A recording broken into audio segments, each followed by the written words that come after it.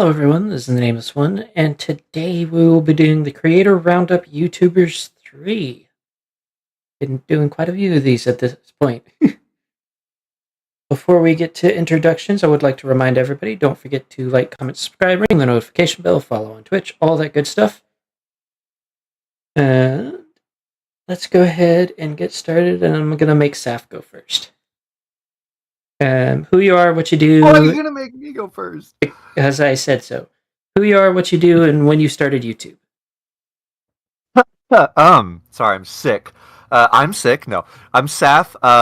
I do animations and music and shit posts, and I started YouTube like back in 2015. That's all. Axel. Gah, okay. Hi, my name is DJ Axel. I'm mainly a MLPG5 YouTuber. I've been branching out a little bit lately, but that is mainly what I'm known for MLP-wise. And I'm also an artist. I'm a voice actor, and I make YouTube poops sometimes. So. Okay. Is it Toby or Toby? It is Toby. Okay, your turn. Okay. Hey, I am Toby MLP. Ever since 2022, I've been making MLP videos on YouTube that, genuinely speaking, follow a video essay / retrospective / mini doc format where I talk about the history and trivia of various MLP related topics. This can range from like the controversy of Twilight Sparkle becoming an Alicone, to more obscure topics like, I guess, Applejack being left out of merchandise or something. And additionally, I'm also the owner and curator of a few popular MLP accounts on Twitter, such as Crazy Ass Moments in MLP History and Ancient MLP Meme Archive. That's all. What I did did you? not know that was you. Did you say when you started YouTube? 2022. Okay. So like 2 years ago. Okay. Next, CXCD. Hey, my name is CXCD. What's going on? I started YouTube just a little bit over a year now, but I've been trying to do a YouTube thing since about 2016. This is just simply my most successful attempt. I make really low quality videos, sometimes theories, sometimes just talking to the camera for about 35 minutes straight, and I don't know how people follow me. Next. And Red. I am Red Doohickey. Right now, I don't really do much yet in terms of YouTube stuff, but I am trying to get into it, like some of the MLP fan games, maybe an occasional ARF stream and such, because I'm trying to learn how to become an artist or how to draw anyways. So other than that, I don't really have much to say. Okay. And since we're still waiting on Maynard, I'll go ahead and reintroduce myself, because I actually qualify for this, kind of streaming on YouTube. You'd think.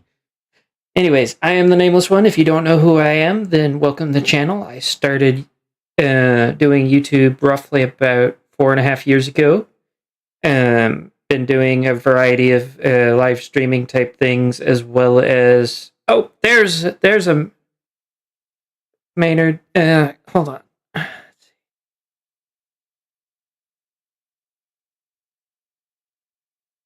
You should be able to. There you go. Hello. Hello. I'm gonna finish my introduction, and then you can go. But Yeah. Like I was saying, I've been doing this for about 4.5 years now.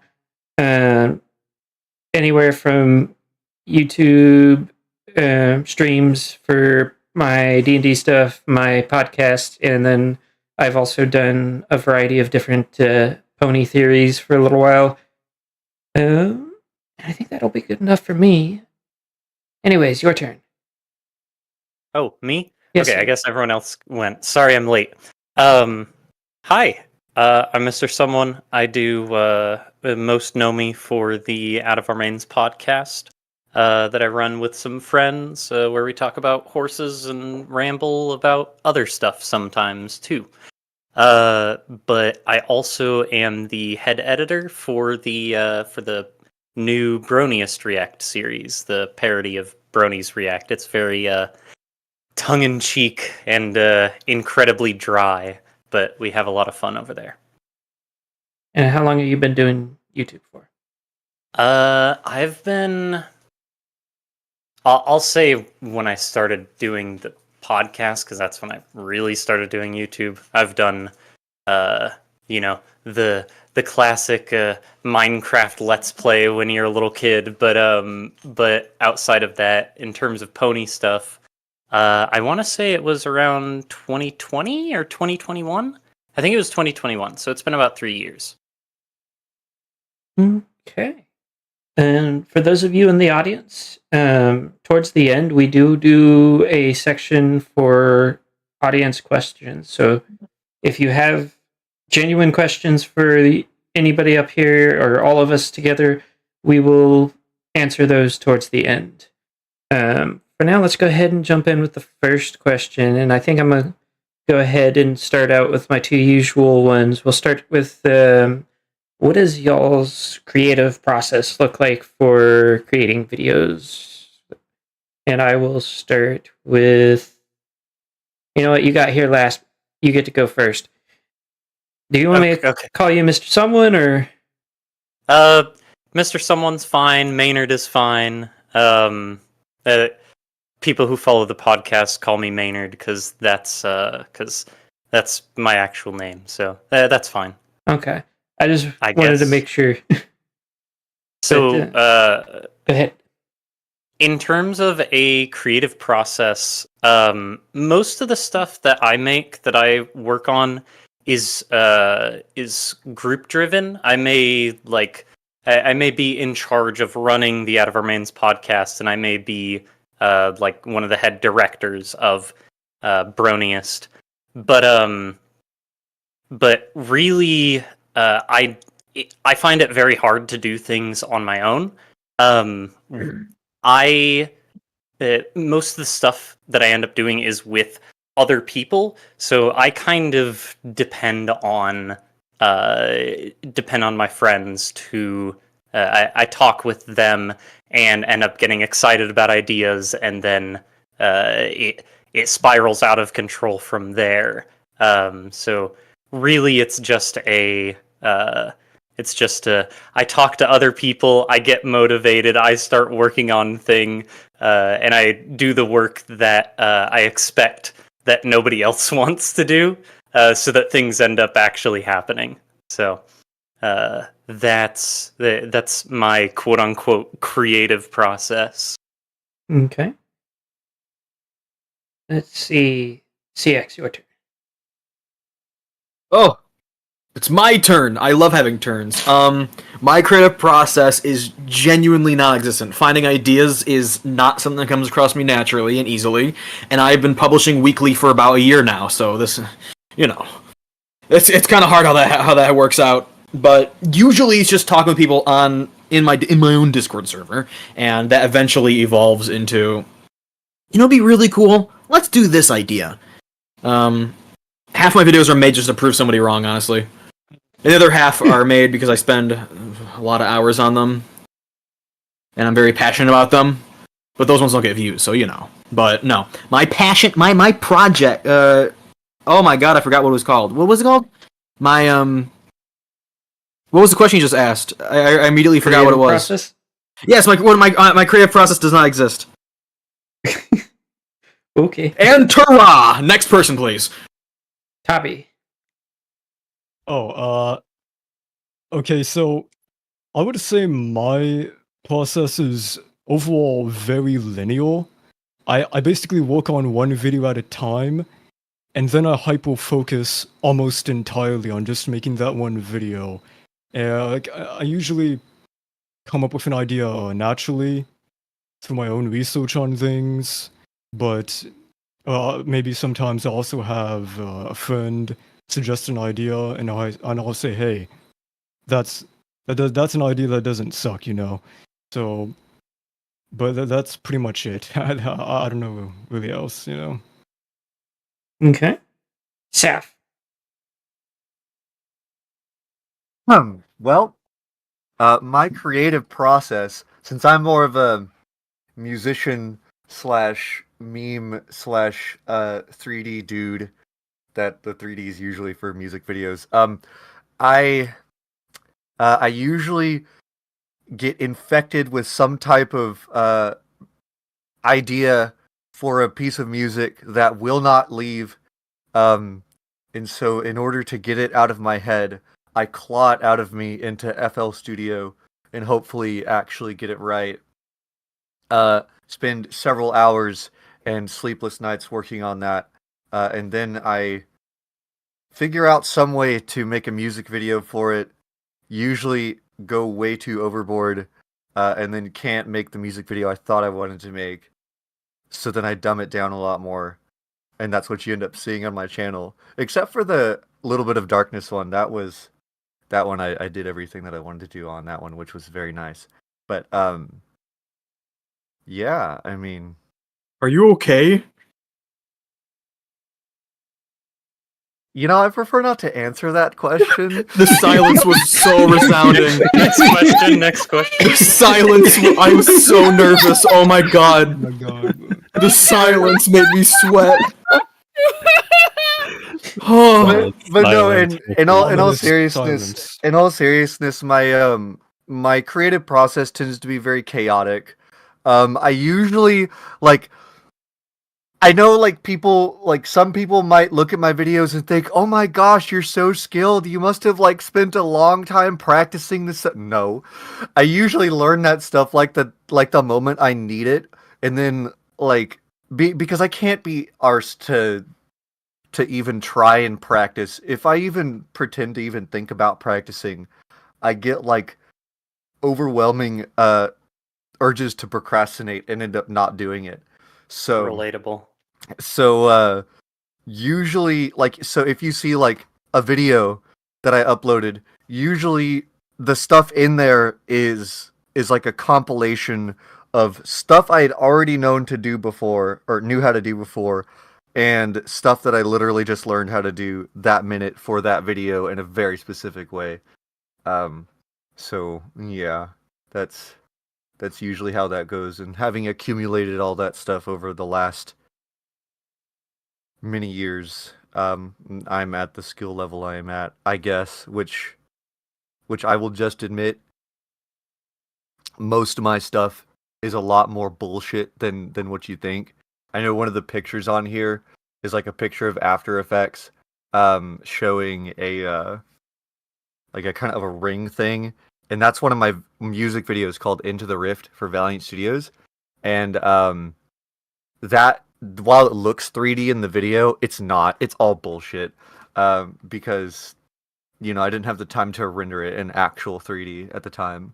So I usually cut a lot of corners to make things easier, but it, you know, looks cool, I guess. Anywho, that's my creative process.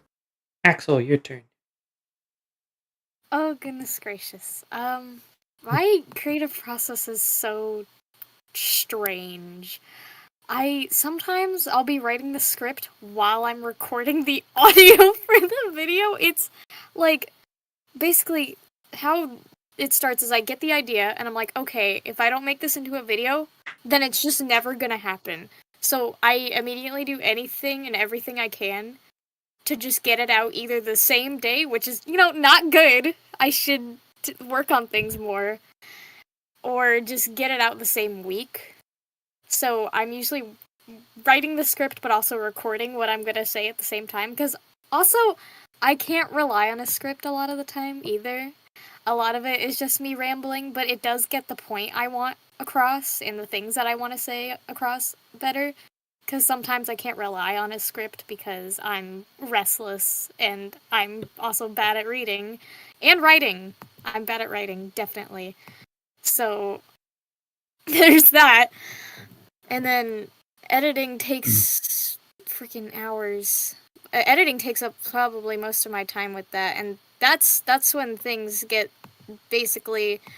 If I tried to be professional, that's all thrown out the window because I don't know how to be professional. It's basically just every single one of my videos has some sort of meme or reference in it on the screen at all times, and it's chaos. I'm Discord. I'm the Lord of Chaos. Oh my gosh! But that's You're the Discord? I'm the Discord. Oh my gosh! I want to shake your hand. Do you have Here. hands? Yeah, I have a claw. You can shake it. Hi. Thank you. I appreciate. I've been after this recording. Can we go? Can I get your autograph? Oh yes. Okay. When you said the thing about writing your script as you're speaking, it made me think of like the old like Hanna-Barbera like cartoon trope of like the character on like a mine cart or something and like placing rails as they go like in front of that. That is so chaotic. That is what it feels like. That is exactly what it feels like. That is my creative process. Is I'm in that minecart and I'm going down the freaking rails, but I'm also building it at the same time. Hey, it's efficient. It's efficient. I could never.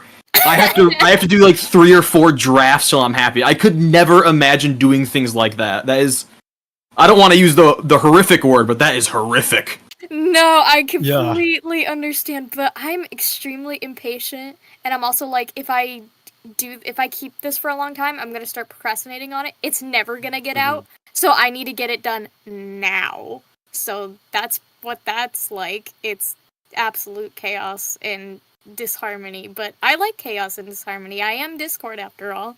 Okay, following up on that, like, what's the longest it's ever taken you to make a video then? Because that sounds painful. Month. A month. A month. A month. Oh.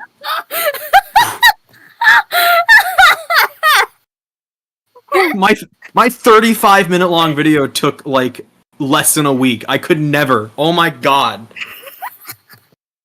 Wait, yours only takes a month? My 11-minute video over on Valiant Studios took like 3 months. You're an animator. That's different. Yeah. What?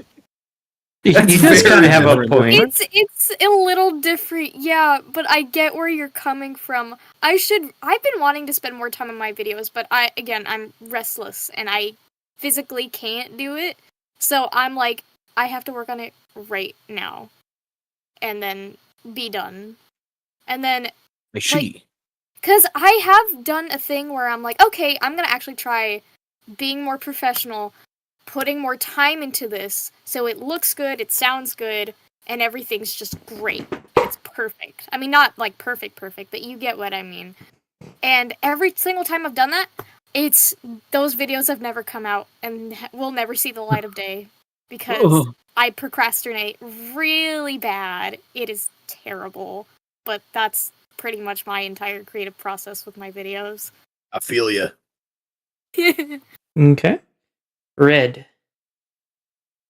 I don't really have one, if I'm being honest, because I'm still fairly new to the scene, so I'm still trying to figure stuff out. Right now, it's really just what comes to mind I try and do. Like after I did an art stream on Twitch, I was like, you know what, I'm gonna shorten it and throw it onto YouTube. Didn't get around to it until like 4 months later, because work has mainly kept me busy. My main thing is just time. I don't have a whole lot of time on my hands. I love procrastination. That's like that's the number one ingredient in making any good YouTube video. Procrastination. Oh, If you don't put off your work, do you really enjoy your work? Like, can it really be worth something? Exactly. That is a great point. I think that's everybody gone, so that makes it my turn. I'd love to say that, like, I professionally write down all of the things that I do. We've got video scripts essentially for the questions for this. No, not at all. The closest that I ever got to professional quality was when I was doing the theories. I would write the scripts, record that, and then cry as the editors that I asked for help would never actually get anything done. Um, I I have one video that I have personally edited on the channel, and it's a short, and it made me cry because it was like a minute and a half. It took me almost 4 hours. So I've never really been good with the editing side of things. I've always done the script writing and the actual voice of the channel. Currently don't have any editors, so no edited videos. But for the podcasts and the D&D stuff, D&D stuff's pretty easy. Normally I can keep those guys in line because they see me every week. Podcasts like herding cats. I normally wake up one day and go, oh shit, I forgot to tell which people were going to be on the podcast. You guys.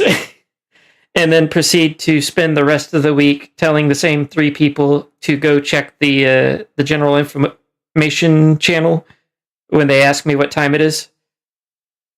So yeah, that's about the extent of like creative process. When we get on here, I'm listening to everybody talk, thinking, "Ooh, that would be a good question."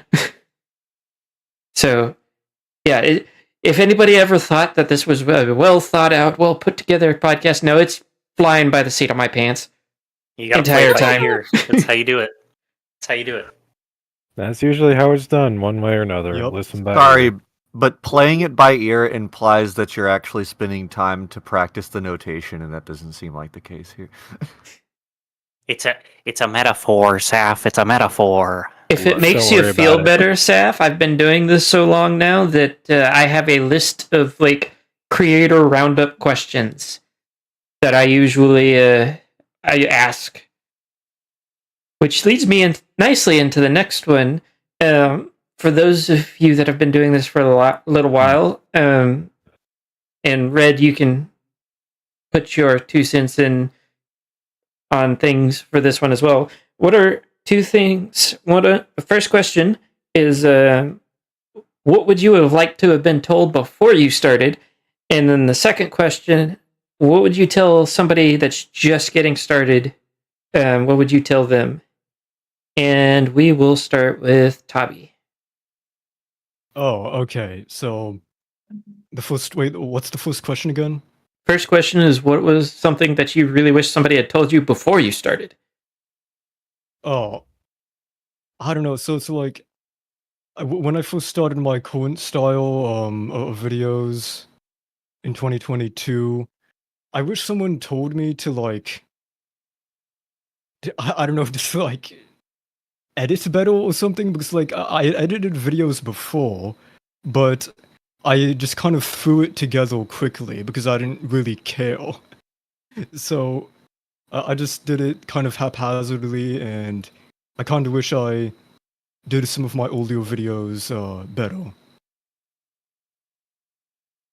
And then the other half of the question is, what is something you would tell a newcomer wanting to start out a channel? A newcomer, I would say, just do things at your own pace. Don't force yourself to, I guess, make videos you don't enjoy. Just find something that you really enjoy doing, that you truly do, and then just make videos about that. You know, don't try to chase something, or don't try to chase a trend that you don't enjoy making videos for, is what I'm saying. That's all. Okay. CX. Yes, I. Did you Can you repeat the question, please? No problem. First part of the question was, what is something that you wish you had been told before you started YouTube? Yikes. Let me think real hard and long about that one, Chief. I forgot it again. Can you say it one more time? I'm not kidding. What is something that you wish that you had been told before you started YouTube? Yes. Consistency is key. YouTube loves it when you're consistent. That's why I upload once a week, because YouTube will favor you better in the algorithm if you upload consistently. That, and at the end of videos, Don't tell people to like, comment, subscribe. Only tell people to do one thing, because if you tell people to do more than one thing, they won't do any of them. Those are a few big things. And also, try to find ways to not talk for like 11 minutes straight, because people will just start tuning you out after like the first 3 minutes of just talking for so long. Okay. Second part, please. The second part was, what is your piece of advice that you would give anybody starting out in YouTube who wants to get into being a YouTuber? Actively figure out ways to improve your content. Now, what does that mean? Not much, honestly, but I'll try to tell you the best I can. Find shortcuts to doing things. Bind things to different keys in your editing software. Figure out ways to engage the viewer longer. If you're actively, every single video you push out, you're actively trying to figure out ways to improve, you will improve. Go look at my first video on my channel. It is dog shit. But if you actively strive to improve, things will get better with time. I started doing YouTube 7 years ago, and my first videos were actual dog water. It was bad. It was bad. Okay. Is that it? I'm lightheaded now. Yeah, I'm done. I'm done. Axel. Well, what would be... I gotta think real fast. I'd say, I guess, just having, like... I wish people would have told me to, like, instead of being super professional, just to, like, have fun with your content, because I didn't start actually liking my own videos until I, like, started doing fun stuff, like, doing fun little things on my videos, like, occasionally referencing, like, memes and stuff. Because, like, it's so much more fun, and it makes you seem a lot more down to earth. And that's kind of the kind of stuff that I would care about, because I didn't want people to think, like, oh, well, this person's a big YouTuber, so they probably, like, they're super professional. No. Like, I wish someone told me earlier that to have more fun with my videos, and just, yeah. But when it comes to advice I would have for others, I would say that, and also make the stuff that you're passionate about. Because that's, like, how do I word this? I'm really bad with words, and I'm so sorry in advance. Shoot, how do I say this? I guess I would say, like, oh my gosh, I'm really bad with words. I'm so sorry. You're fine. That, post the stuff you want to post the stuff that you are passionate about, because a lot of the time that you're going to put a lot more time into that, and it's really going to show once you're done with it, and a lot more people are going to notice that. And I mean, you don't need to, like, it doesn't need to, like, go viral, as long as it's, like, good and you're happy with it. I personally think that that's all that really matters. Okay. Is that it? Yee. Okay. Red, your turn. I don't really have anything to add, mainly because I'm still trying to figure out my own stuff while just trying to figure out what would best suit me with my limited time. So I would say just like find pretty much what's already been said, is just find what suits you best until you can either improve to do something better or just get better at what you're already doing. I can't really say much, honestly. Okay. Saf. Something that I wish I would have known back then. Man, what I kind of just went for it, you know? Just do it. I know. One of the things I really struggled with when I started out was that I wanted to make every single video better than the last one. but my skills ended up not meeting those requirements, and so I went years without, or months and years without uploading, and was very, very perfectionistic about my stuff, until I finally decided that that was really stupid, and I was just, making myself more miserable because I really like sharing my artistic ventures with other people, and so I learned to not be as perfectionistic and just be okay with how it ends up. Any advice? The main advice that I would give to people is actually kind of counterpoint to CX's advice. Sorry, bud. Gasp! But How dare you? But as someone who doesn't do the talk video format, and just like does music and art and animations and memes, I just upload whatever I want whenever I want. And I have learned through that the people who really care about you as subscribers, they're going to see that.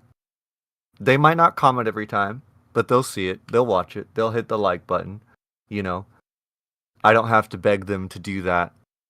And dude, I'm so sorry. I'm like really tired. I've been sick all week. But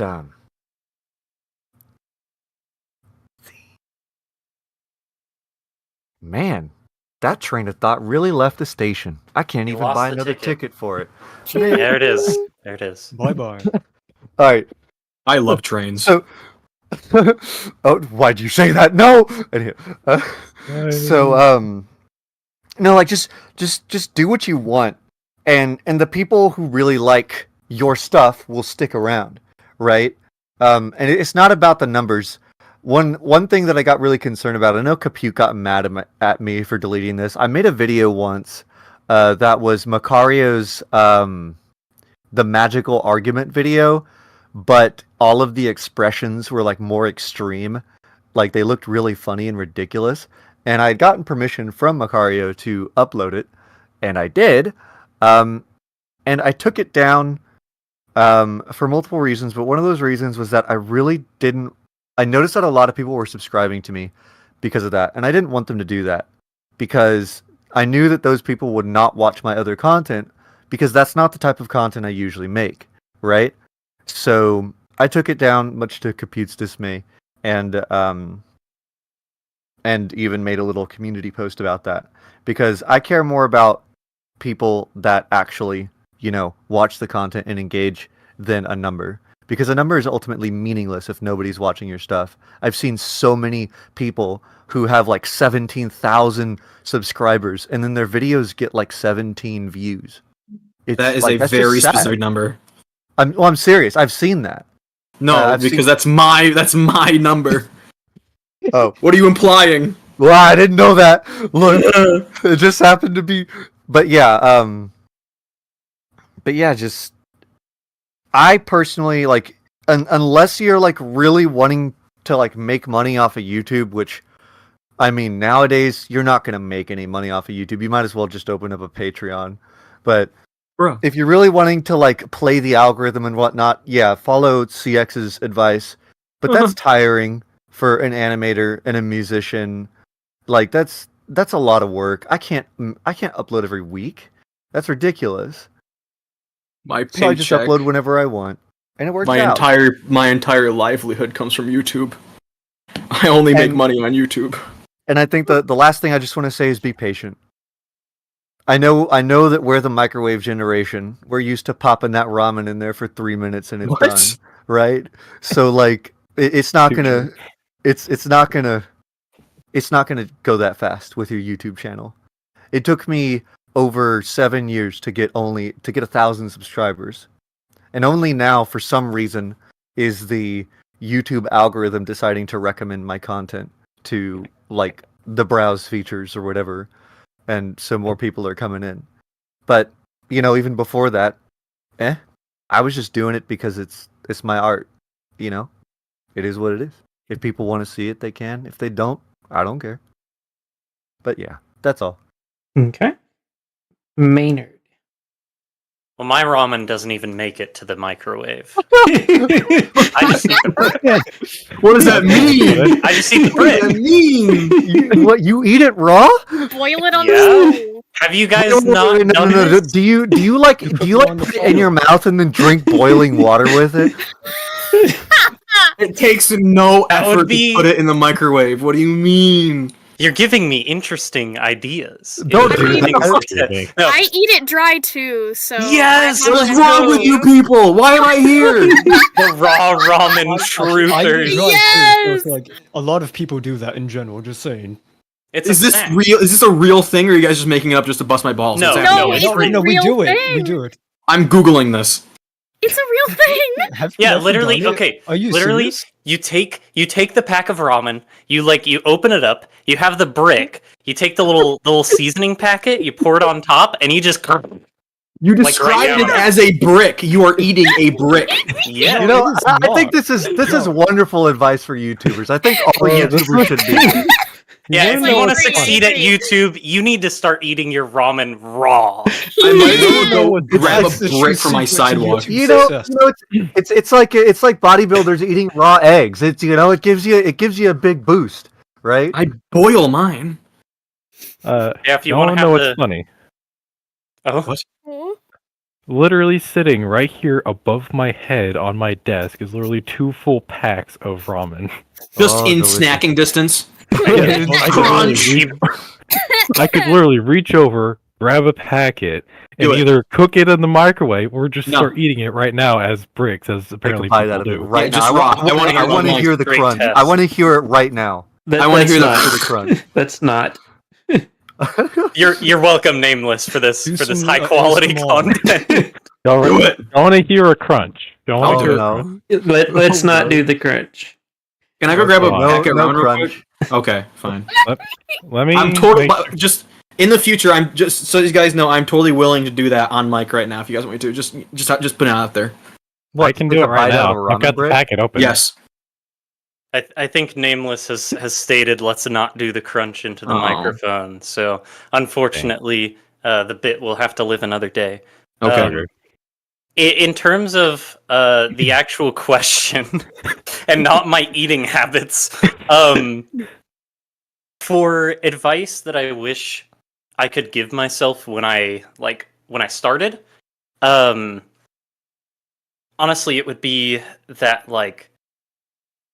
especially starting out and getting into things or when you first start building up numbers, like a schedule is helpful behind the scenes. And knowing in your head that you want to get stuff done in a certain period of time is good for productivity because it encourages you to meet that internal deadline.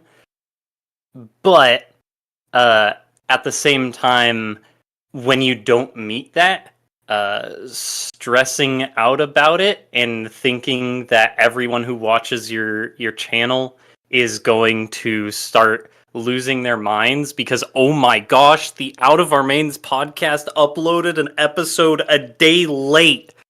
What's going on? That's What? not what happens. That isn't Just something now? that happens. What? What? What? What? Are you you- should are really you stay okay? tuned to the conversation, my guy. Are you No. hallucinating? I was. Continue on. Okay. All right. But yeah, people aren't going to lose their minds if you miss a deadline. And people will be excited when something actually does end up coming out, especially if it's something exciting, especially if it's something new, if it's something, maybe they've been looking forward to, something like that. So don't stress out about deadlines too much. If you can work with with set deadlines and you don't stress yourself out about it and procrastinate even more when you're stressed out about it, then sure, go for it. But prioritize your own mental health, your own sanity over maintaining a schedule, because unless you're doing YouTube for a living, which some people do, but if you're not quite at that state yet, at the end of the day, it doesn't matter a whole lot. In terms of advice for people wanting to start YouTube, I had an idea in my head while everyone else was talking, and then the ramen debacle happened, and it's left my brain.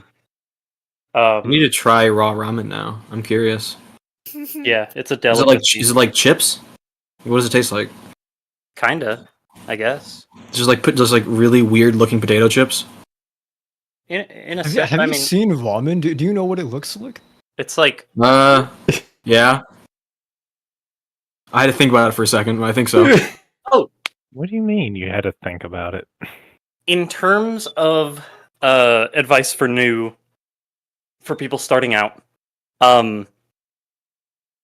if you are looking to make it a career, yes, focus on the look around at the analytics, follow the numbers, see what you can do to keep audience retention as high as possible, play into things that are current, like that sort of thing.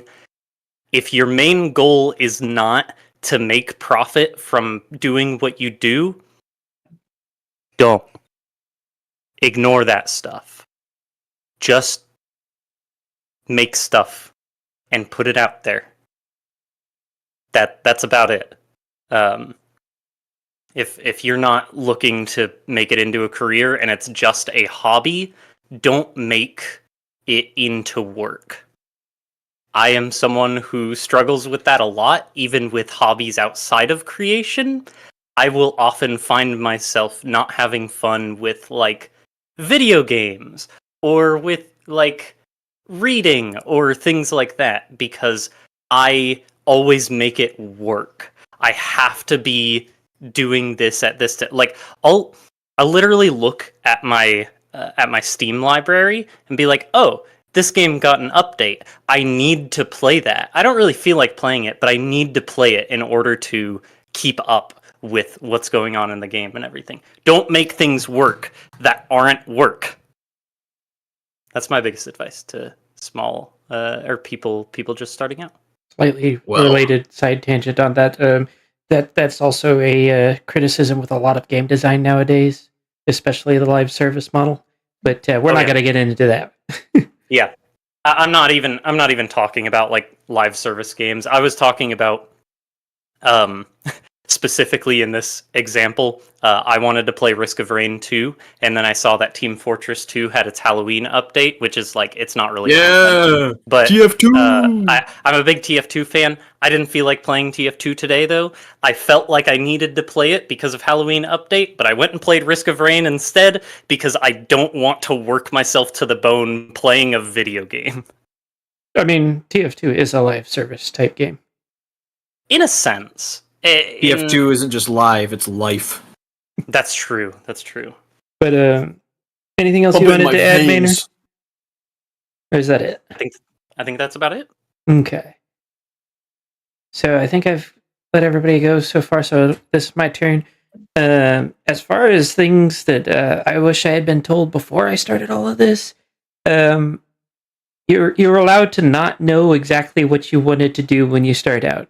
Because, there's always that idea that's like, oh, that sounds really cool, and you get to start doing it, and it's like, holy shit, what did I get myself into?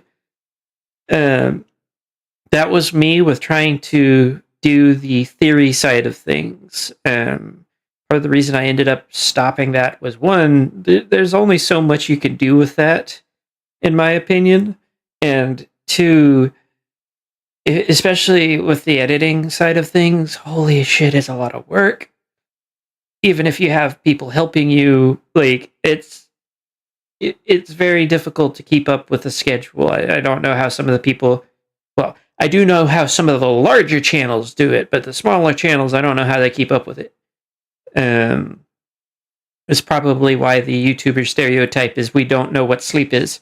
As far as for newcomers, I think my biggest piece of there are 2 pieces of advice. The first one is when it comes to starting a channel, just do it. You just start the channel, because otherwise, if you just sit there and just hem and haw about it and go, well, somebody's doing something similar, or it's not an original idea, or whatever you have, what have you, you'll never actually get around to doing it, because all you'll end up doing is, yeah, that you'll be very hard pressed to find a completely original idea that no one has ever done before. So don't think too hard on that one.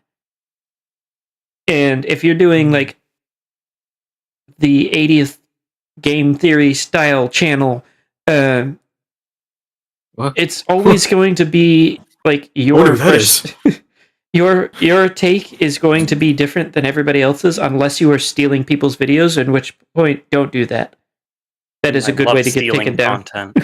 I'm a greedy capitalist. I love stealing content. All my videos are actually stolen. Yoink! Mine as now. As far as that second piece of advice, the second one is don't be afraid to approach your peers. Yes. What I mean by that is that once you start doing YouTube, you get like maybe a couple hundred subscribers under your belt, because you know YouTube is still this massive dick measuring contest of I've got more subscribers than you. The whole you can't talk to somebody because they have X amount of subscribers is the dumbest thing ever. Most people, as long as you approach them reasonably and don't just show up and go, "Hey, can I talk to you?" Most people will be more than happy to talk to you. In most cases, there are some people that might not. If you want to collab with somebody, bring an idea to the table. Don't just be like, show up, "Hey, I want to collab."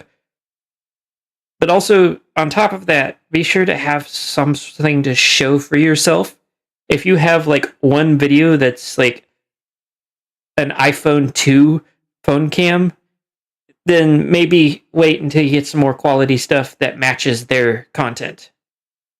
The iPhone 3G's a mood, though. Such a great phone to take video on. It's based. But I got one right here, actually. Based on what? What? I mean, I still use like an ancient computer by today's standards. Wait, I got an iPod. Well, yeah, you use what you have. You don't have to have the most expensive equipment. Having expensive equipment does help, but it's not a necessity to start. But yeah, you want to be able to show something for yourself when it comes to asking somebody to collab, because otherwise, like, they're gonna look at your channel and go, "Why would we collab?" Because the best way to go about collabs is to just cold message your favorite YouTuber on Discord and just say hi. Hi. Well, That's how you make a friend for life. That's how you really sell it. Just for This everyone in is a the joke. chat, For just legal for everyone, reasons, yeah, this is they're a being they're being facetious. This is for a legal- lie. For legal reasons, farce. this is a joke. Don't message people just hi. yeah, If that's you a good. message someone and just say hi, that's like blocked. That's a good Most- way to get pegged You as a guys get scammer. messages? Yeah. Actually, quite frequently. Yeah. Damn. I It's just a- got somebody it's from okay. chat just sent me just a single word saying hi. They just DM me just directly. It's happening. Look what you did. Look what Was you it- did. Was That's it funny. was it Serpentine? Because they seem to know you. Oh my god, so many people are adding me. Oh my god. What's happening? Why is everyone targeting me? Is this happening to anybody else? No. I have 4 messages of people just saying hi. I got What? nothing. In chat, so Wow. it's probably gonna happen to me in like 2 seconds. That's crazy. Oh, it's now at 6. It was for the bit. Oh my god! You know what? I'm gonna. Well, you Usually- said no one. You said no one was messaging you, so we figured you may as well take that. I was gonna say all my direct messages are usually just people getting angry at me for hating on G5. I mean, you know. Oh, I guess up to 7 I love now. those messages. I love You're those welcome. messages. Let's go. My entire Discord how sidebar high- is just messages. Ah! Oh my god. Now me I'm too. doing Oh no! I knew it. Look what you did, baby. Anyways, back to what I was saying. Sorry. You wanna, if you're trying to collab with somebody, you want to like have something to show for yourself, have an idea of what you want to do. Because if you just go like, "Hi, I want to collab," and then they ask you, "Well, what do you want to do?" and you have, I don't know, it's just gonna die out. In most cases, I don't know about anybody else here, but I tend to be pretty busy. I run 2 podcasts, 2 D&D games, and I'm currently working on a second channel that will be launching soon. And I don't have time to come up with all the ideas for you. So if you want to collab with me, find out the content that we have in common, and then approach me with the idea that you would like to do. And then most people will be more than happy to say yes. Not everybody, I will say. There are cases where not everybody will. But yeah, it's also a very good way to grow your channel if you find somebody who has similar content. Otherwise, you end up with things like my case, where you have 12,000 subscribers all wondering where Sawtooth Waves is. I still, to this day, continuously get comments on that one. Yeah. Yucky. God. Don't say their name here.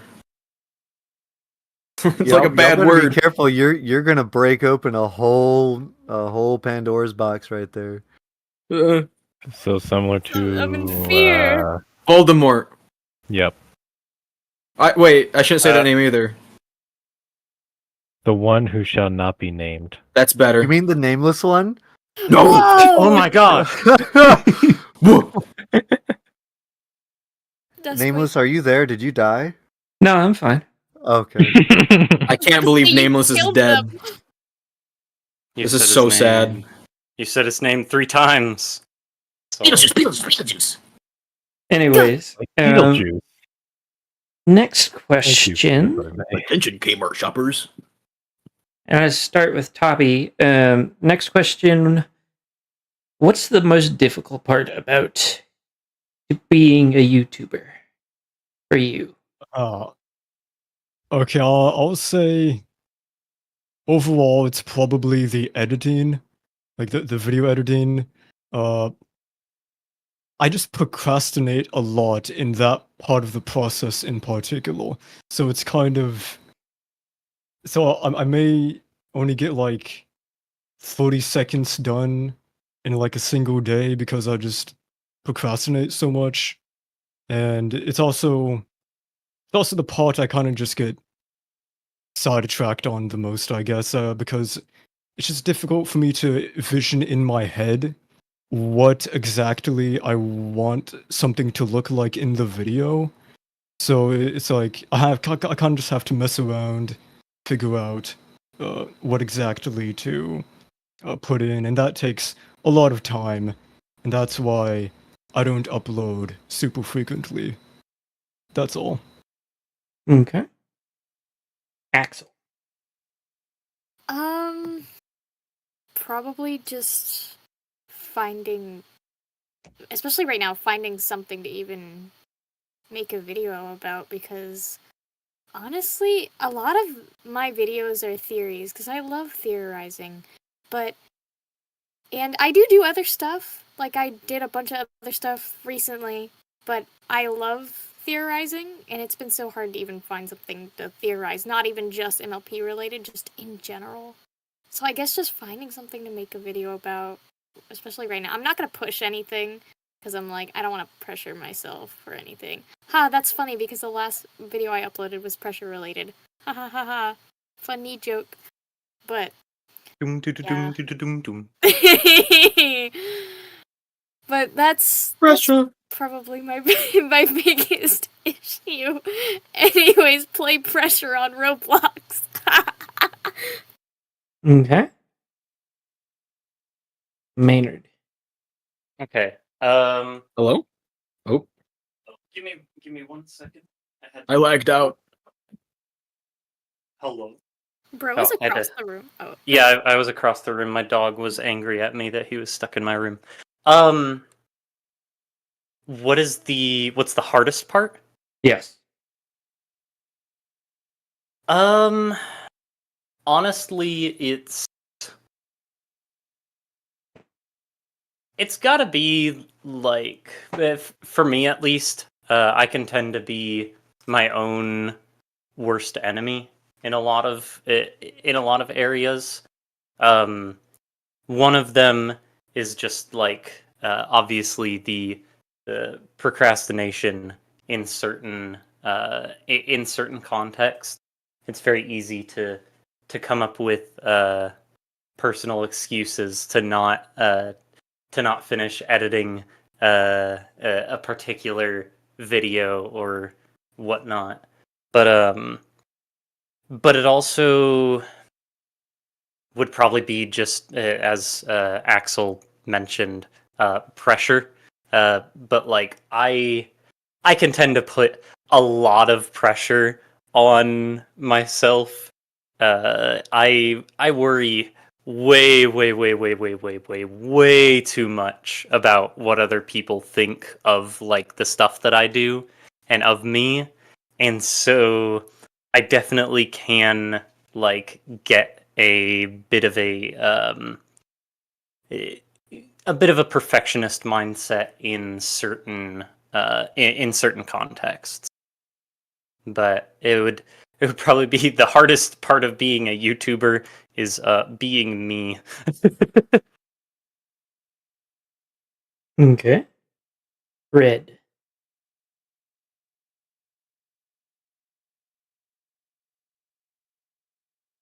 You there? Red. Red? What? Oh, Oh, there there you you go. are. Sorry. Was fixing something. What's up? What's the Your question? turn. Your hardest part about being a YouTuber for you.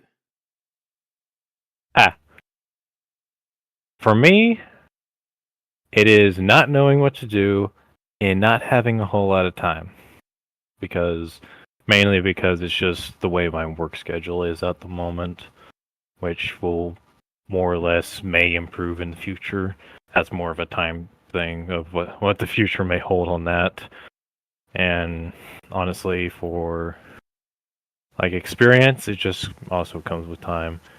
So I'm still learning, so I'm still trying to figure out the ropes and may eventually just get there as long as I can put in the time and effort for it. Okay. CX. Ugh. Yeah. The hardest part, definitely, without a shadow of a doubt, must be the probably the community. Just generally existing here. YouTube comments don't really affect me too much because at the end of the day, YouTube comments are just actually brain rotted. Like they don't mean anything. But outside of it, oh my god, it's just so exhausting to deal with people for days on end. My server loves to do RP a lot, and when some people RP as like evil people, and you're trying to like talk to them, it just starts to get like genuinely frustrating. Where it's like, no, but for serious, it's just the fandom. It's exhausting to be here in this fandom. Makes my brain melt. Okay. I also hate bronies. Yeah. I yes.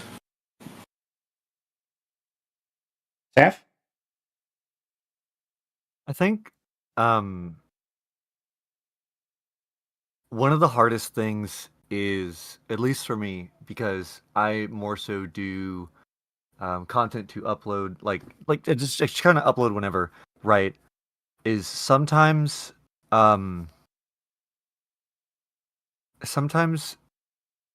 something that I spent a lot of time and effort on and put a lot of love into will just get barely any views, right?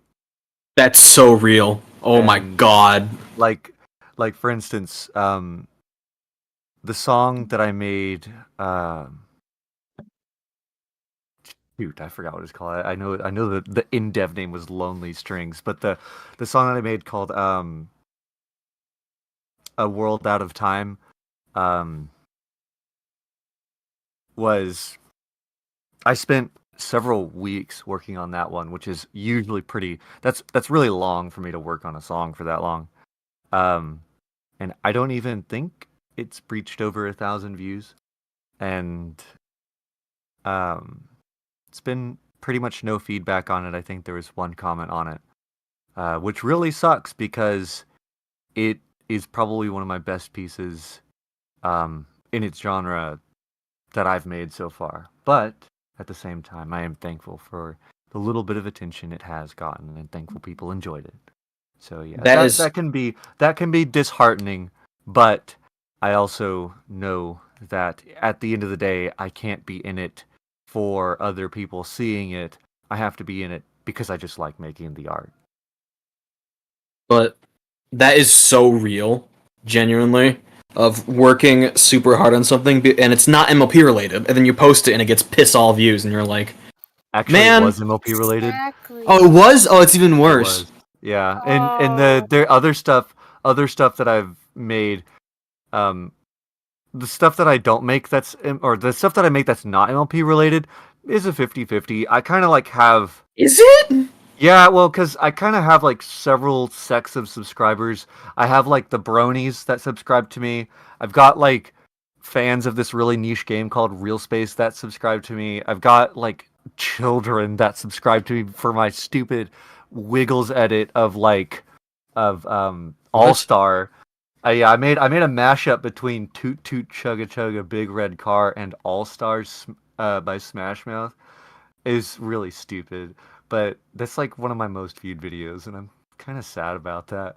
But I mean, I kids' mean, content just does so well, man. You have no idea. yeah, but Sapphire like, Sistrine peaked at Choot Choot Chugga Chugga Big Red Car X Yeah. All Star. Just like I peaked at what is it? Double boost, but it's a meme with horses.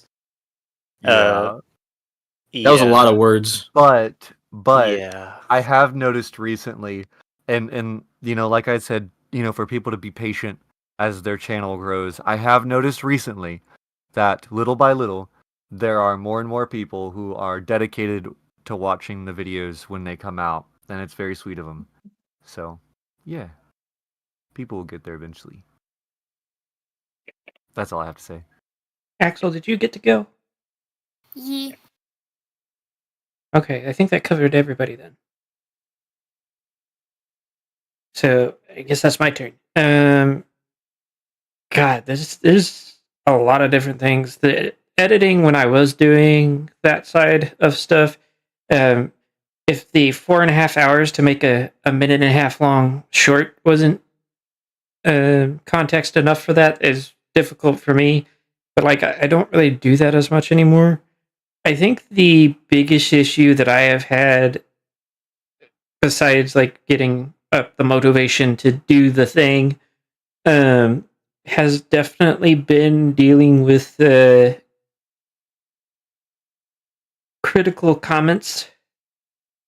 There is two comments that one of them sparked its own video because I was getting irritated with people telling me that the comics aren't canon when I was using the season 10 comics for theories. Ah, I feel that. And then all the time. I made an entire video based off of that because they're technically the same level of canon as the show itself, according to the creators. And then the other one that I've run into was like somebody got mad because I had a call to action in my video, and it's just That's trying so to. real. They were trying to tell me how to run my channel, and I got so irritated with it. Oh. So yeah, like those are the kinds of things that I always tell people don't indulge those people, but I definitely have a very difficult time trying to not do that myself. The The what's going on? The comments that really get under my skin is the ones who will just like blatantly misinterpret something I've said to the point of where I'm rereading the comment going, how the fuck did you get that? Yes, that happens all the time. Oh yeah. I had a Trixie is trans video. This is one that's right at the forefront of my mind because it was the most ridiculous one, and more than one person thought this way. Where at the end of the Trixie is trans video, I went back and said, "Oh, by the way, isn't it weird how much homophobia there's in this fandom? Like, do you realize you're watching a gay horse show? Like, do you know what's happening here?" And so many people, like more than probably about 30 or 40 people, misinterpreted what I was saying as, if you disagree with this theory, then you're homophobic. When if you watch the video back, I was talking about the just broad strokes of the fandom. Like I had to make a comment saying, "How the fuck did you guys hear this? Like where did that come from?" Oh my gosh, I had to do the same thing. I made a video about falling out of love with G5. I still like it, but not as much as I used to. Everyone in the comments misinterpreted what I said as that I hate G5 now and that I'm leaving it forever. And I'm like, no! Every G5 video is shut up. Every G5 video is like that, dude. It's so bad. I give any criticism. You hate it. You're a G4 purist. Man, I love that. I love that argument. It's my favorite thing in the world. I love it when people are like, either you love this thing or you hate it. There is no in between. There's no nuance. Yes. Yeah. There is no nuance Absolutely. whatsoever. You can't enjoy something and also criticize it. Leave. If you criticize this thing, leave. You hate it. If you leave. criticize it, you're a fake fan! Yeah, you're a fake fan. I've been Don't described like as a that. centrist on Reddit when it comes to MLP, so I get both sides of that. Like I get put on both sides of the fence all the time. You're a G4 purist. Oh, you're a G5 hater. Like I'm in the same boat. I get pushed around back and forth all the time. It's crazy. Media literacy is dead. It's been buried. For real! Didn't you know? This is YouTube. You're not allowed to have opinions that move back and forth between love and hate. You're supposed to only hate or only love. How dare you? There is no nuance. There's no nuance. Nuance isn't real. It's all black and white. Exactly. I love those colors. Just like the Pokemon anime. So true. And God forbid that you do something like have a sponsor. Oh my God. What? I had somebody, this actually happened in Discord, that You got a sponsor? I actually still do. The voice mod, two technically right now, voice mod and HelloFresh.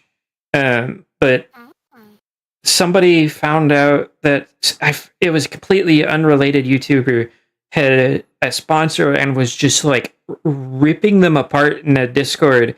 And me and Doc Anubis both chimed in about it. And like, guy had never seen my content before, told me he was never going to watch my content. And I was like, did you watch it to begin with? He's like, no. And both me and Doc... How dare you earn money doing what you love? How dare you? I want How sponsors. dare you? All YouTubers should never be compensated. Never. As somebody who has been trying to make this a career for a while, that it's definitely a bit disheartening when you have people telling you you're not allowed to do things like make call to actions and have a sponsor. It's like, you do realize that's how I make a living off of this, right? Patreon, sponsors, all of that. And it's definitely it's a rough thing to have to deal with the back and forth on that, because you can never win on it. and there's just the one dude that I would mention from the Discord was just like refusing to acknowledge that YouTubers were YouTubers if they had sponsors on principle. I'm just like, we need to eat too. We can't just make fun, entertaining things. I need food. We Only sometimes. A Food brick is of like ramen here and there. yeah, food is like yeah, my subjective. dry ramen. Yeah. Two we get cans the of dry mayonnaise. ramen because we can't afford the water. Yeah, That's it. That's there it it. is. Okay. So, next question. What should the next? This is the moment where I'm drawing a blank on questions, and the live chat has not been very helpful on that one. Feel that. Not that I expected them to be. That's fairly typical for my chats. We're just lucky they can't control the voice mod in this one. I've got a question for him, Okay, if you don't mind. what you got?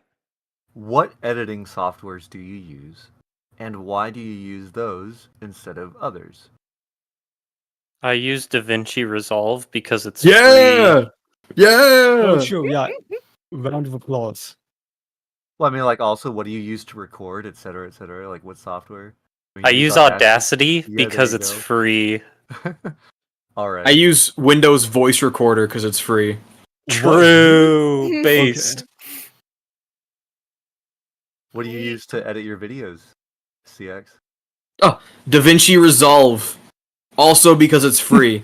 I used to pay for a Steam edition of Movie Studio 15 or 17, I can't remember which one, and it would always export at the lowest possible like bitrate humanly possible. It was horrific, but DaVinci Resolve is mwah.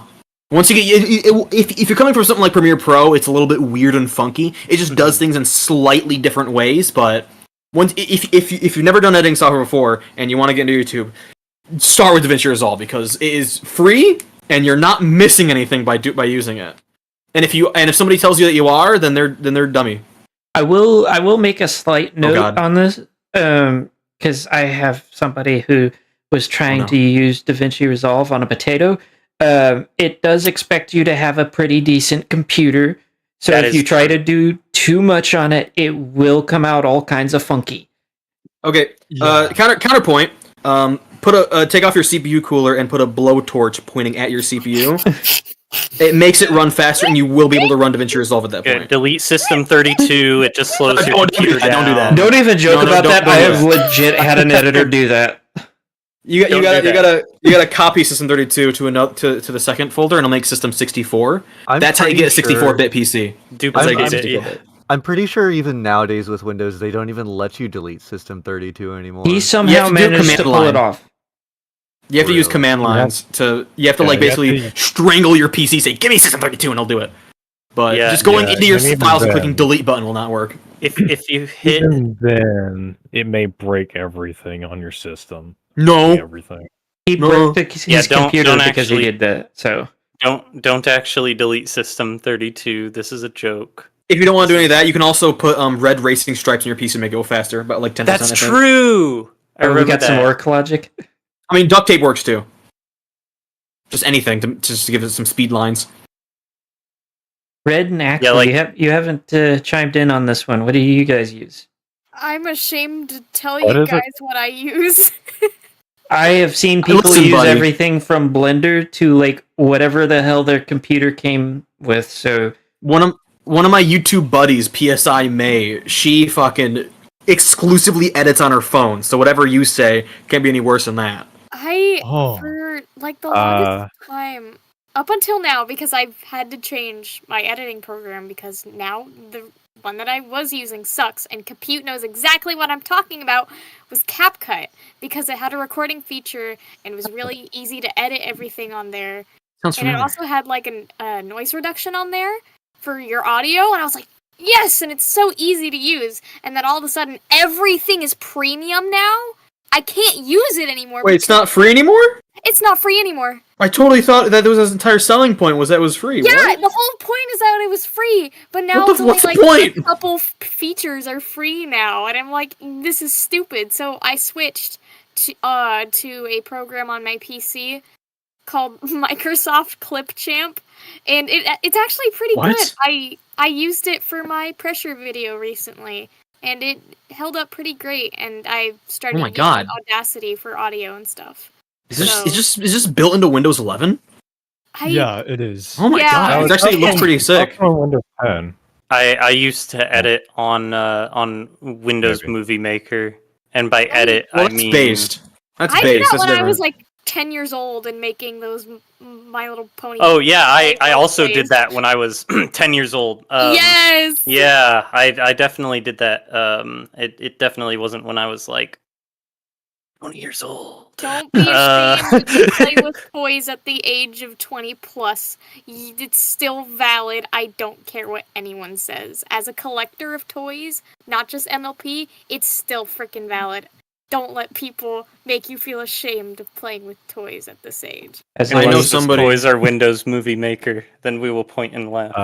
No, I know somebody Are we, named like, Frost talking on about- my cert. I unironically would use Windows Movie Maker if I just want to quickly smash some things together, because it loads so fast.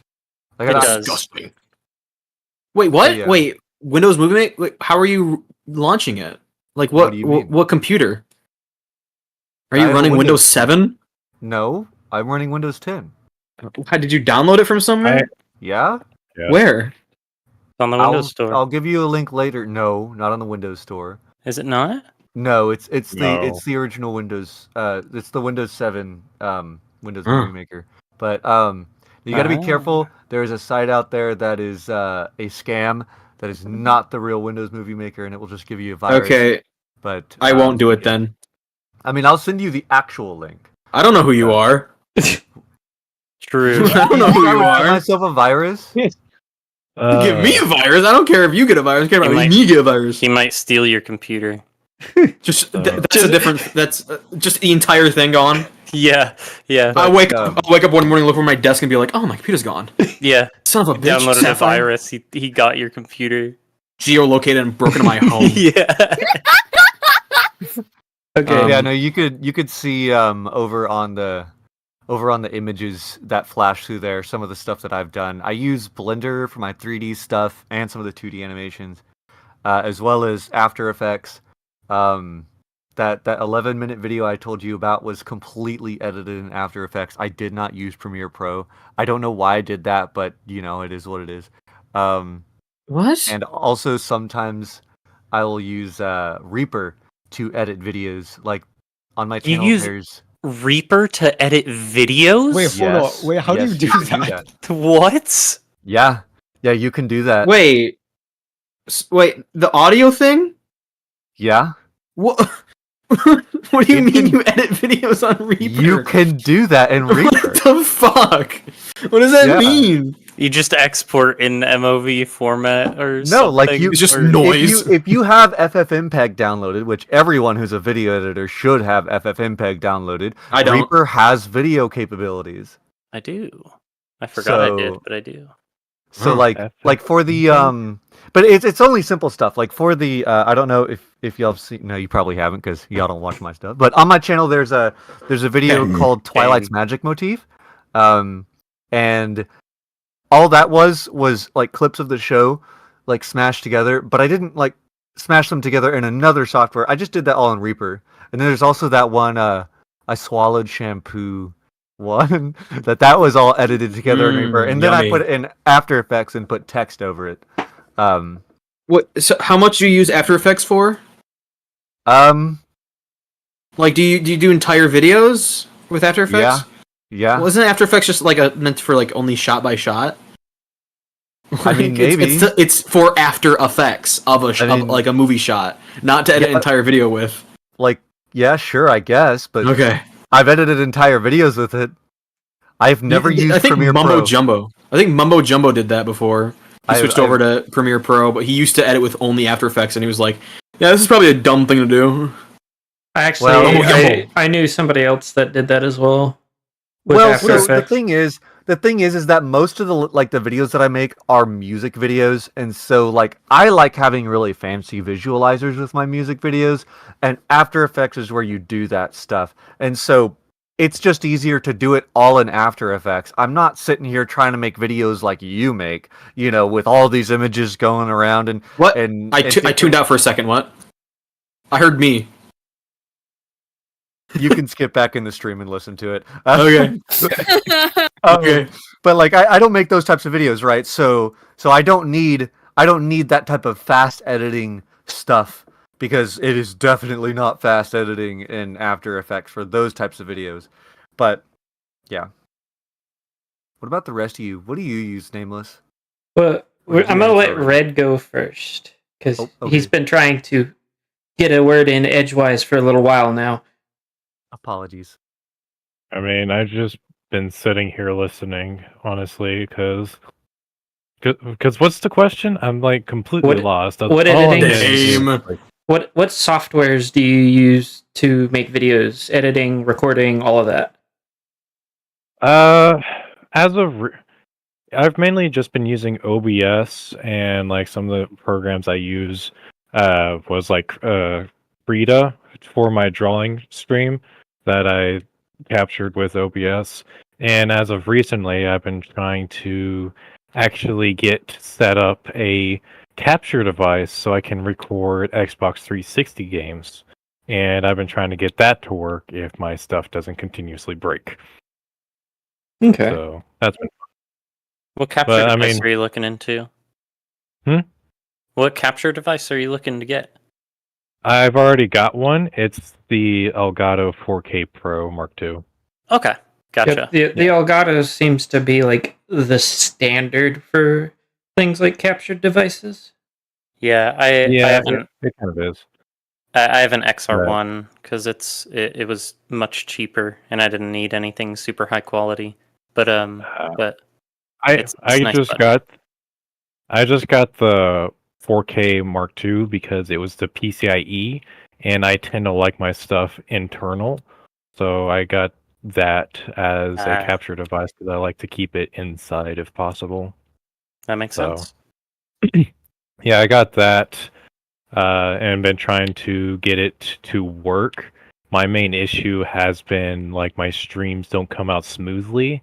I don't know if it's because my graphics card, or if I have just settings messed up somewhere. Like it'll do the stream fine, but whenever I like play it back, it tends to stutter quite a bit. I don't know what's causing that. Interesting. So, yeah, I've been trying. Until I can get the stutteriness out, I'm not trying to really do anything with that quite yet until I can get it fully fleshed out. It sounds like it could either be graphics or CPU related. Well, the system I'm doing this with is the only system that will take it, and the CPU is dual Xeons. So if it's somehow CPU, I doubt it.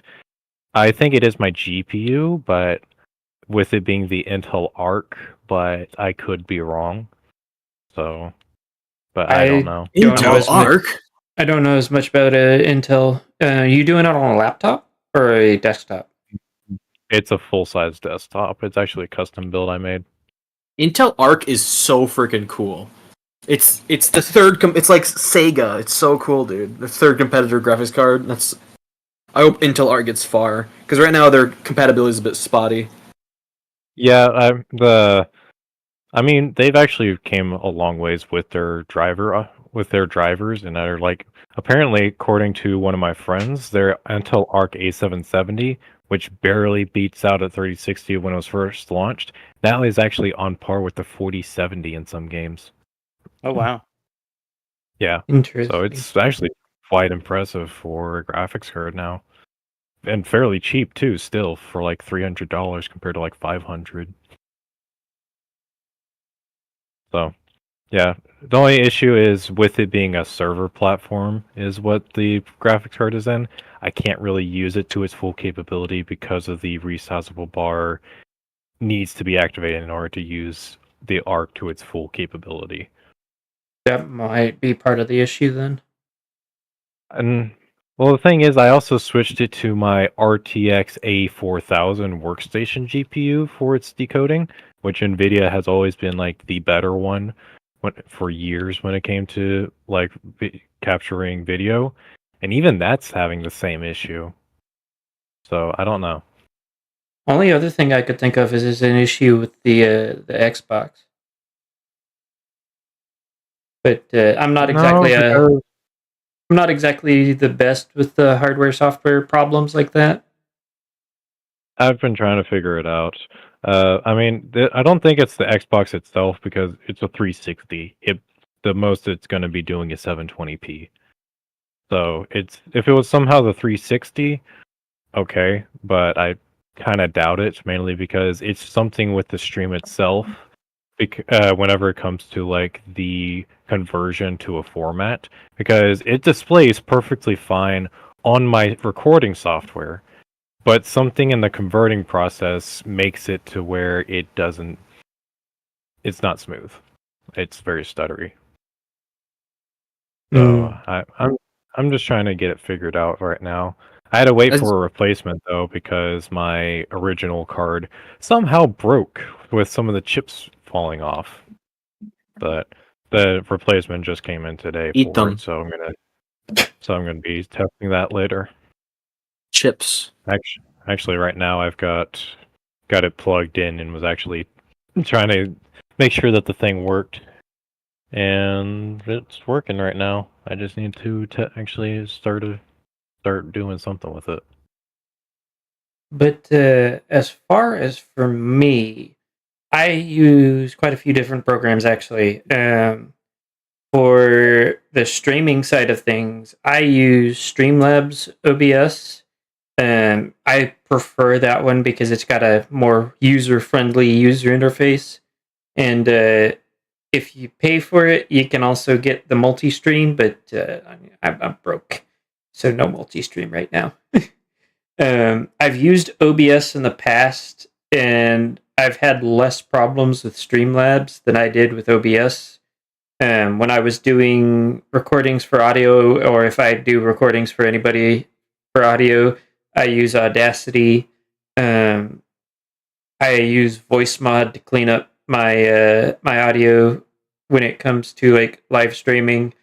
It also makes for a lot of fun letting viewers mess around with my voice on Twitch whenever I do that. And then when it came to editing, I use DaVinci Resolve.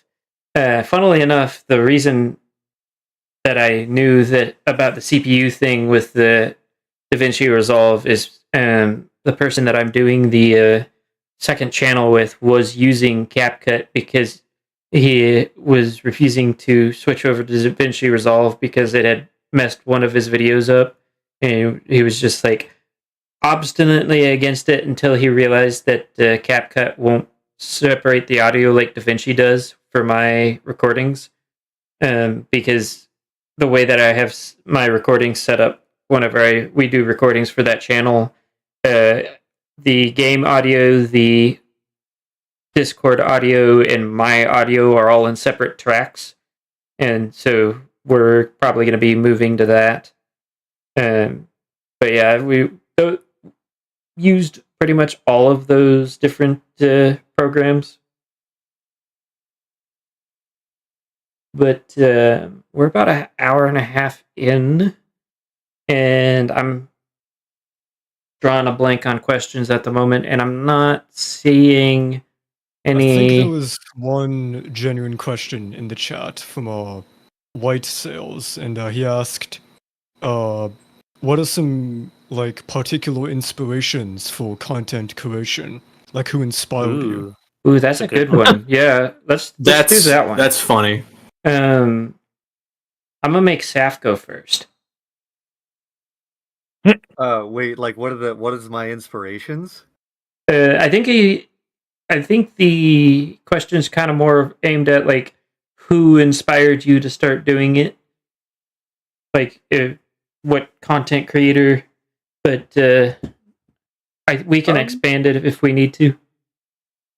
Well, I don't know if it's particularly one person that inspired me to start. I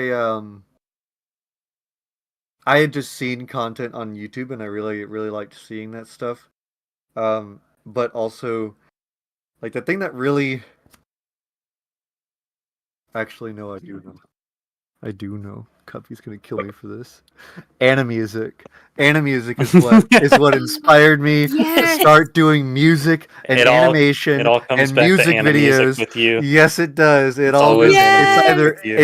it's usually a combination of Tron Legacy, Animusic, and Real Space. Like I said, that niche game. Like those, or and My Little Pony. Like all of those things have like conglomerated together into this mutated creature blob that is my channel. That is And beautiful. so those are, I guess, those inspirations. But funnily enough, what actually really pushed me to start learning music, or at least kind of, was one of the reasons, and like taking it seriously was because I would hear like songs on the radio, and I would like my brain would think that they were going to go one way, but they went another, and I didn't like that. And so I'm like, all right, fine, I'll do it myself. And so I did, and I was garbage at it, and then I got better over time. So that's how that's kind of started. And then the other stuff was just kind of necessity, like learning After Effects. I started learning After Effects because I wanted to put visualizers to my music. Started learning 3D stuff I because I had to for the game that I work on, Dimensional Shift. Um, and well, I started learning drawing back when I was like a child, but yeah, all that stuff. But yeah, that's really it. I hope that answers the question. Yeah, I think that it did a good job with that. Axel, your turn. So it's kind of complicated because the people who inspired me to like make content were not even MLP related. Like when I was a little baby child, I got onto the internet when I shouldn't have, and there was this channel, and it was like some kid who was probably like the same age I was playing with their dolls, and I'm like, I want to do that. So that's what I started with. Like my first ever video was MLP, like it was called like The Crazy Pony Life, and it was a little pony toy series that I started years ago.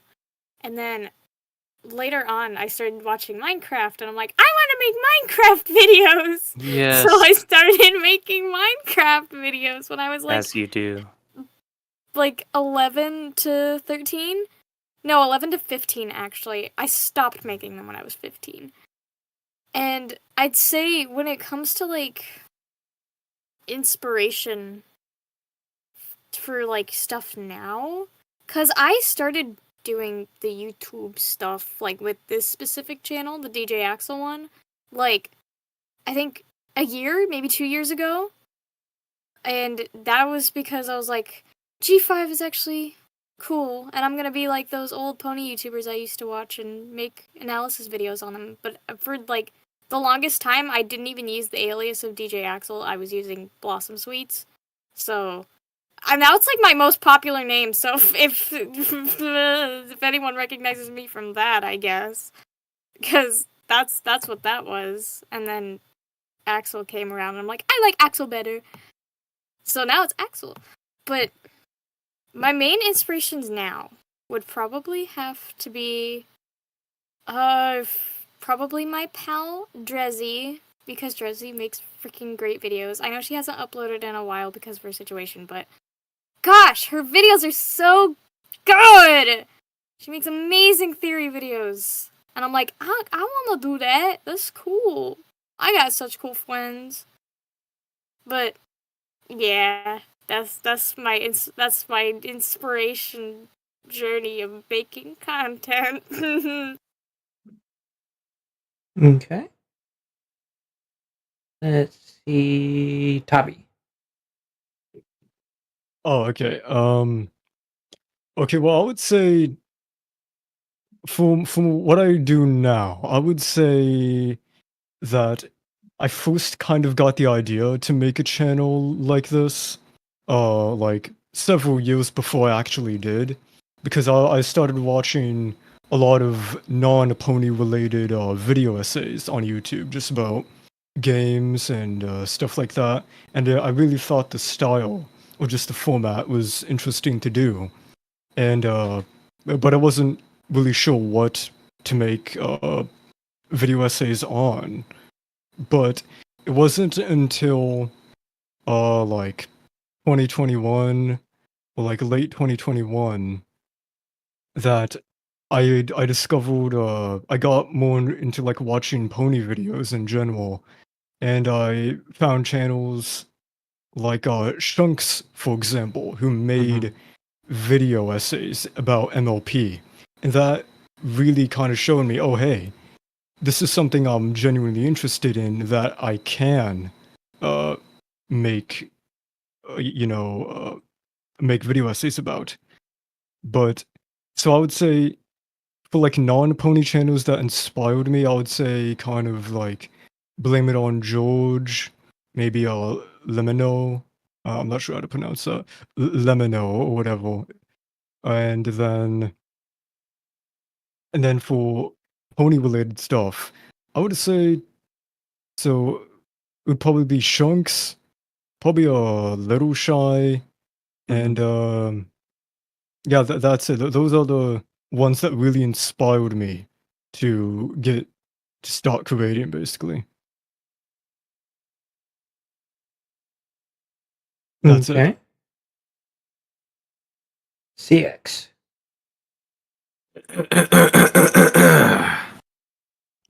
So, I up until I started doing CXCD, I was doing another YouTube channel for the longest time. I'm not gonna say its name here. I might reveal it one day, but not here. But it wasn't until I started doing pony content where I was like, "Hey, I'm actually having fun doing this." And one funny thing is that before I made that channel, CXCD, I was making fan fictions. I write them sometimes, maybe if I feel like it, but actually, in one of the author notes of a chapter, I said, you know, I might want to do a pony channel one day. And I specifically said in the author notes, I want my channel to be like Gator Goat Johnny. Oh wow! And the reason why that's funny is because for the uninitiated, Gator Goat Johnny was supposed to take my place in this podcast, but he said he couldn't make it. And so when I first got added, I was like, "Oh my god, I'm gonna tell Gator Goat Johnny to his face how much he inspired me." And it wasn't until I actually joined the call that I realized, oh, I took his spot. What a travesty! You know, What a travesty! Whoa. it's really silly because I have a fairly similar relationship with Parasocial. Johnny, where Parasocial. no, not like that, not like that. No, just where like there have been multiple times when we were going to be on the same thing or in the same place or something like that, or working on the same project, something like that, and then something happened to make it so that that one of us couldn't make it. It's very interesting how that's happened, but The universe said no. yeah, I guess so. Another one of the big inspirations, and this comes from a place of heart, and not that you can actually see in my content, but I wanted for the longest time to be like the angry video game nerd. That was one of my big inspirations, and I think that's part of the reason why my set is designed like a 1980s set. Was because the angry Nintendo nerd, that fucker, has an 80s set too. But I feel like his 80s set was just around because he was actually that old, but besides the point. And some of my oldest YouTube videos were just AVGN styled, me cussing up a fucking storm, reviewing video games. But maybe one day I'll be the next AVGN. That day's not soon though, because every time I upload a video that's not MLP, it gets shit for views, so. And ta-ra! I'm done. Next person. Red, What's the question? who inspired you Same. to do YouTube? Who inspired me to do YouTube? To be honest, no one in particular, but it wasn't really until I got into the MLP scene and started seeing everyone here. Like, I watched a couple of your videos. Saf was one I actually got kind of heavily into, and among a lot of others. So it was kind of just generally the entire community. I just kind of more or less gravitated me to try and do something. I'm not going to say it's one particular person. More so, it was just the entire group, I would say. I'm still very low, so to speak, but it's right now just trying to find my place, more or less. Hey man, you can't be any shorter than I am. I'm like Ba-da-ba-ba-ba. 5'4". On a good day, I'm 5'4". Okay, you can't be any lower than that. Otherwise, then the government gives you like labels and How stuff tall for are that. you on a bad day? Like 5'3". Oh damn. It changes. If I measure in the morning, it's 5'3". If I measure late at night, it's like 5'4". Wait, Interesting. I reversed those two. I was about to Oh, say, I'm pretty sure whatever. it's supposed to go the other way around. Yeah, I messed up. I messed up my words. Apologies. Yes. But, yeah, other than that, I honestly couldn't really say who actually got me to be about YouTube. So I've technically had the channel for a long time, just to comment on like random videos, but it wasn't until about 6 months ago, roughly, that I actually posted anything to it. Yeah. Actually, technically longer. Fuck. Actually been almost a year since I uploaded the first video on my YouTube. Time flies. I only got 9 videos. I am gonna try and add more whenever I got time, but I just don't know what to throw on. I'm just kind of like throwing on random stuff at the moment.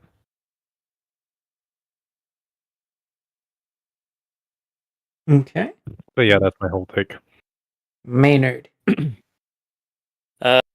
Inspirations. So for like, if for YouTube in general, I mean, like a lot of people here, like I kind of grew up watching a lot of stuff on YouTube.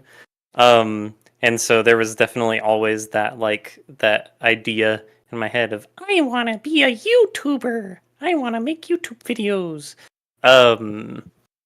And but in terms of like specific inspirations, I don't know if there's any people specifically that I can point to for the podcast. It was basically just I liked making or I liked talking, and I also liked listening to podcasts.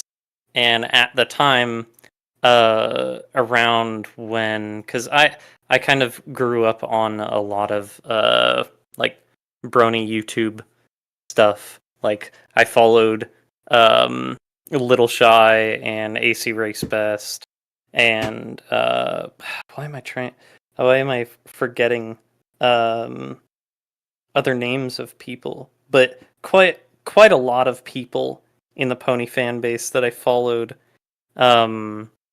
growing up. But but the podcast really, it was just I liked podcasts, and there wasn't really a I didn't know of at the time. There weren't really a whole lot of ongoing brony podcasts around, like right after G5 started, like the movie came out. So I just reached out to my friend Robert, who's been a co-host on the thing since the beginning. I just reached out to him because I knew he liked MLP, and I was like, "Hey, you want to start a podcast with me? I think we could talk about Generation 5 news." And then that kind of the direction for that changed a lot. But for Broniest React, that's a completely original idea. That just came, it was just a spark of inspiration I think like 100% who original. who has ever thought of bronies reacting to My Little Pony Friendship is Magic? Like it's Yeah, I totally Obviously, didn't mistake you for the other one that is nowhere near the same. Who? Yeah, I don't know about any. Is What are you there talking like about? is there an imitator channel? Like, is there a channel that's Hold on, trying to I think copy? I found one. It's one called AC Race Mess or something. He's been copying No, that- your style. Oh, that son of a No, gun! He's been no, that- stealing my ideas since That day guy one. posts Demolition Derby videos. It's different. That's true. That's true. Yeah, that's like that he race doesn't do car that, guy. Yeah. No need to no, get put but- on about some racer, you know. Yeah, I got obviously, mistaken.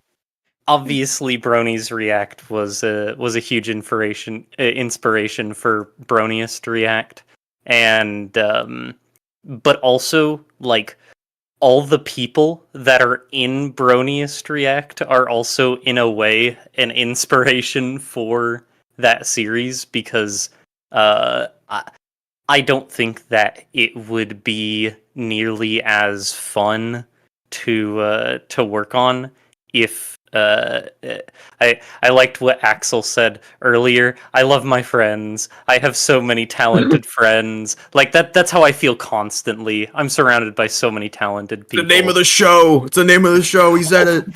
Oh my gosh. I got Friendship. a bone to pick with you, Mr. Broniest React. Oh no. Oh. Back when I had like 7,000 subs, I DM'd you on Twitter asking to be in the next one, and you didn't even read it. You didn't even read it. Okay, so in my defense, Your Honor, ladies and gentlemen of the jury, in my defense, with both the podcast and with Broniest React, I get messages all the time from people asking to both be in them, and I'm like, You're like, I'll reach out. oh my god, I thought I it's a sort lagged of out. thing where I don't want to add like it's hard. that's all I'll say. That's my only defense is it's hard. It's hard. I'll never forget this. Okay. I'll never forget this. That's kind of funny. When I go to bed at night, staring up the ceiling. I remember I never got DM back. Yeah, I figured. So sad. Yeah, that was actually my goal, to just live rent free in your head. You're winning. So yeah, specifically against you, it was specifically a decision to. Hey man, to other keep you from creators hate success. me. They want to be the first. Oh man, I love this community. So, I think that is everybody, because I very specifically waited for Maynard to be last for a reason. Oh, You'll find out. So I've actually had a number of different inspirations. The overarching first, like, put that idea that people can be YouTubers was definitely Matt Pat from Game Theory. of course. He was like the first one that ever put that idea in my head that like, oh, I could do this too. And there's been like on and off attempts at gaming YouTubing for years for me. And then like finally when I got to the Brony side of things, I was like, I want to do something in the fandom. Because I'd been in the Undertale fandom for a while as just like a passive observer. And I was like, I don't want to be like that this time. I want to do something. Feel that. And I so was the same way. when I started out, I was just doing fanfic writing and trying to network. And so one of the Patreon servers that I ended up joining, because at the time I actually had money. Gasp. One of the Patreon servers I ended up joining was that of Sawtooth Waves. And I remember I arrived at the server, looked around, apparently they had just set up the server, and I was like, this is really boring and there's nothing to do here. Why don't I run a D&D game here? And I got told, yeah, that's good. We would love that. And after a little while of doing that, I was like, okay, this would be really cool if we could stream this. And I remember asking Sawtooth and saying that maybe he should stream it on his channel. He was like, yeah, no, it wouldn't work for my content. And I was like, you know what? I'll do it myself. You'd be surprised how much of my channel has turned out to be that. But that's how I started Peacemakers of Equestria, which led into Heart of Darkness and Lost Memories and Lost Memories Second Chances. I did a bit of the theory stuff as well. That was more kind of just to have some uploaded stuff, which is why I eventually got really disillusioned with it. And when I stopped the theory stuff, I looked at my content and was like, I want to do other things than just the D&D stuff, but like, what can I do? And it was recently I had heard about Maynard's podcast. No. And I was like, you know what? I can't seem to. I don't remember if I ever flat out asked, but like I did my usual thing of attempting to hint that I would like to be on it.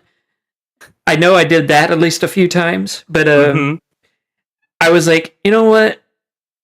I want to do something to give back to the community that I have grown with now for a few years. I'm gonna do it myself again. Yeah. Which is what gave birth to both an Alicorn Discusses and Creator Roundup. And at that point, I was just like, Maynard was like the one that put that like idea of podcast in my head. No, I can't take it. No. But the new channel that I'm actually working with a friend to make, part of like the agreement between him and I on me actually doing it with him is that I get to do gaming related content similar to that of Josh Strife Hayes and Yahtzee from Second Wind, for those who know who those people are. I would highly recommend them if you enjoy gaming content, talking about the games that you love. But yeah, I have had so many different inspirations, and every time that I find a new one, a new form of content appears from my one of my channels. But I think that is all we have time for tonight. I know there are a few people who have things like work and other stuff like that. So we're going to go ahead and call it. For those of you that may or may not still be watching, if you enjoyed that and would like to see more of it, don't forget to like, comment, subscribe, ring the notification bell, follow on Twitch, all that good stuff. For those of you that enjoyed seeing these lovely people, be sure to check out the links in the description. I've got links for all of their channels, as well as links for how you can support my channel. Also, a thank you to the new member to the channel, Merrick Butler. Big thank you to my priest tier patrons, Cameo, Shadowness, and Ice Crystal. And a thank you to all of my other supporters on Twitch, Patreon, and the YouTube memberships. Without y'all, I could not continue doing what I am doing. Until then, we will see you tomorrow for Lost Memories Second Chances, barring any acts of God, which is surprisingly frequent with that campaign. We will also be live on Sunday with Heart of Darkness, and then, of course, next Friday will be an Alicorn Discusses. Other than that, everybody have a great evening, and don't forget to drink water. Yee. I drink LaCroix. Yay. So true. I've been drinking Bye. Hawaiian It's Punch. all like the most Here I go. Bye. Make sure to eat Goodbye. your ramen raw. Here I Drink go. water. Drink water now. Here I go.